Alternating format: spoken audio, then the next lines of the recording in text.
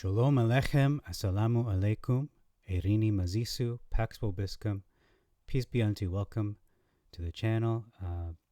In this video, we will be looking at 1 Samuel chapter 12, or First Book of the Kingdoms, chapter 12. There are a total of 25 verses. Beginning in verse 3, we see our first difference here. It says, oppressed. Whom of you have I oppressed? Versus defrauded. So oppressed is a little stronger. Defrauded means that you hoodwinked them, you deceived them. And then there's an idiom being used here. It says, or whose hand have I taken a bribe, even to a sandal? Okay, it's not an idiom, but he's saying, have I even taken a sandal? Versus, it says here, hold on a sec. Actually, I'm of the opinion to remove this question mark, this punctuation that was not in the original text. So let's read this out first with, and then without the question mark.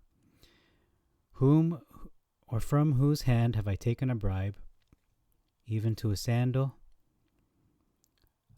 Bear witness against me, and I will make restitution to you. Okay, so this is what it sounds like when you remove the question mark. From whose hand have I taken a bribe, even a sandal bear witness against me? And I will make, bear witness against me, and I will make restitution to you. So does that make more sense?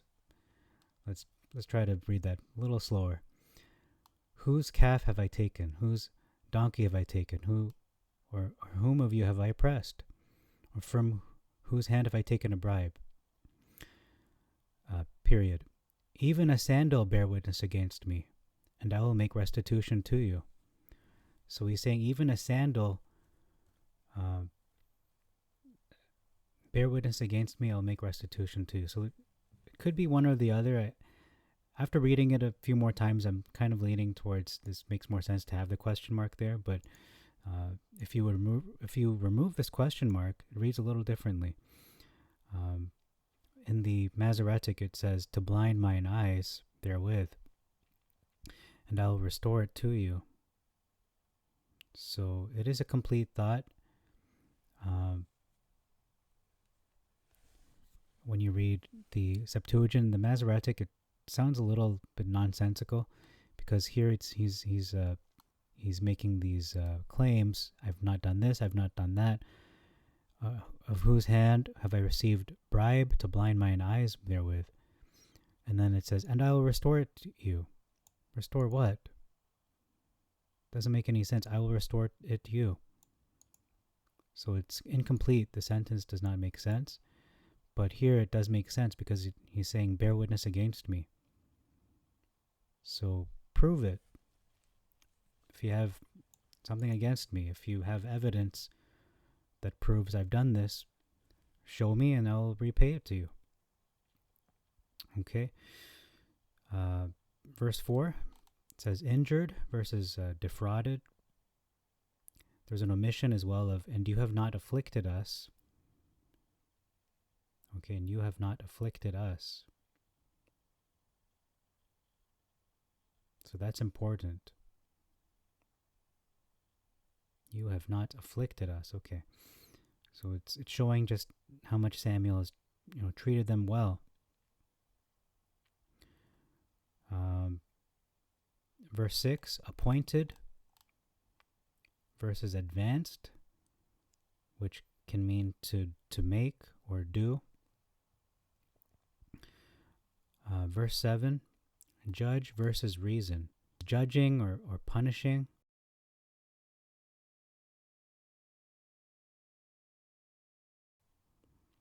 I should say in the original Hebrew, this word reason actually means judge or punish. But if you're not looking deeper, you could make the assumption that, okay, one is being judged and the other one, they're having a dialogue, they're reasoning with each other. But it only comes to light the truth of what to judge or sentence.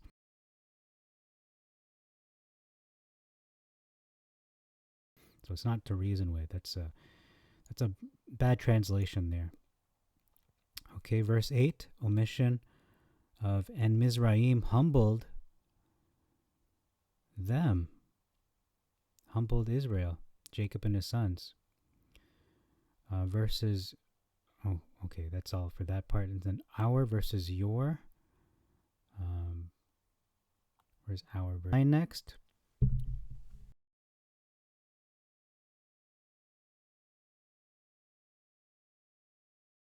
Sorry about that. Sisera, into the hands of Sisera, captain of the host of Yabesh, king of Hazor. Versus captain of the host of Hazor. So we can see in the Septuagint, he is a ruler and a captain, Sisera. Or Yabesh is also a ruler and a captain. But in any case, he's only a captain in the Masoretic. Sisera is a captain, but not a ruler. So he's captain of the host of Yabesh, and Sisera could be king of Hazor, or perhaps this is Yabesh who is king of Hazor. Okay, next it is he fought with them, talking about Sisera, versus they fought against them, talking about the Philistines. Verse 11, Barak versus Bedan. So it's noteworthy that this individual Bedan, it's the only mention of this name in all of Scripture. In all the Tanakh, this is the only mention of it, which seems to indicate this is a scribal error. It's actually Barak. That makes more sense. Because who is Bedan? There's no Bedan, but we know Barak. There is a Barak. Verse 14, not resist the mouth of Adonai versus not rebel against the commandment of Yah. So one is, anything that comes from the mouth of Yah, you obey, versus only the commandments. So it's kind of very particular. You can kind of do mental gymnastics around that. Verse 15, be upon you. The hand of Adonai be upon you versus to be against you. It is against them, but being upon them in a bad way, not to bless them.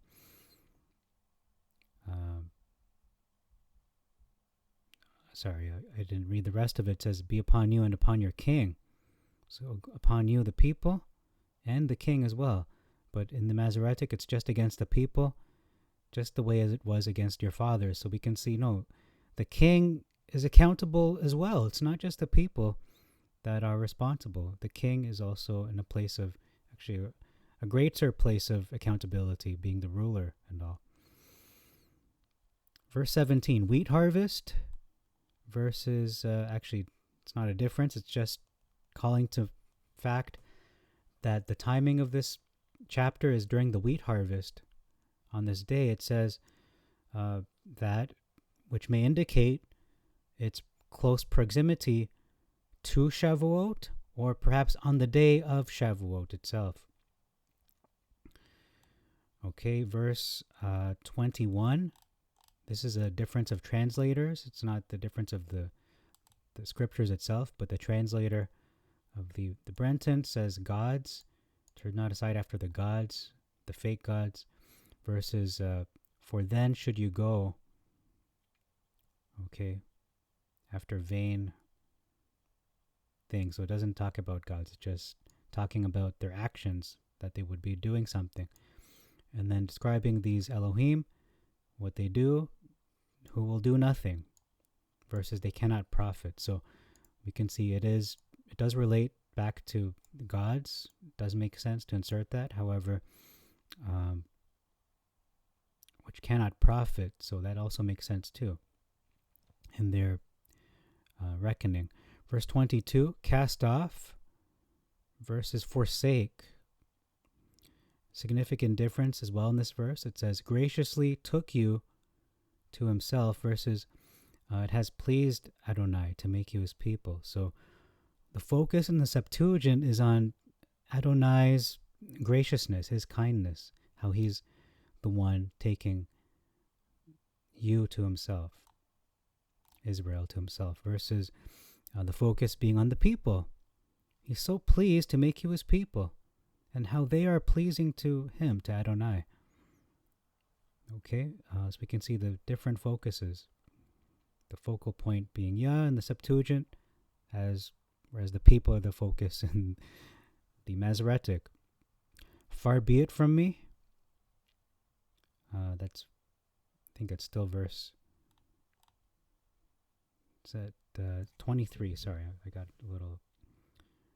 Forgot to note that. So far be it from me, versus God forbid. It's a difference of semantics, different expression. Far be it from me to sin. God forbid that I should sin. Okay. There's an omission of, but I will serve Adonai.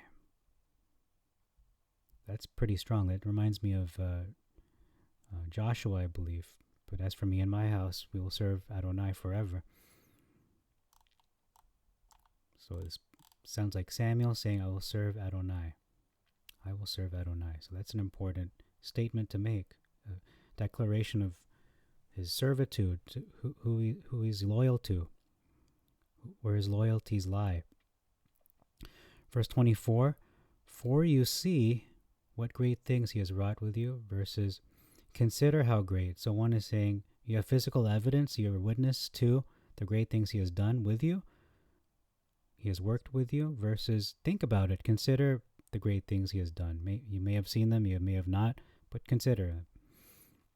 So we can see that Septuagint ties into their being witness to those things that he has done for them. And last verse, 25, talking about evil. If you continue to do evil versus to do wickedly, well, they're both bad. It's just, I'm not sure why I pointed that out. That's actually something I should have ignored. But one thing I did ignore, I did not mention, I think I'll just mention it in passing. In verses 19 and 20, the fact that the people of Israel asked for a king, it is described as iniquity in 19 and 20. In the Masoretic, it's not described as iniquity. It's described as evil and wickedness. So I wouldn't say it's completely, one of the worst sins ever for them to do that, to ask for a king, but it is an iniquity. It is not right in the sight of Adonai. So that's all I have for you in this video for this chapter 12. Thank you very much for your time. Till next time, I bid you all shalom aleichem, assalamu alaikum, irini mazisu, pax vobiscum, peace be unto you, and maranatha.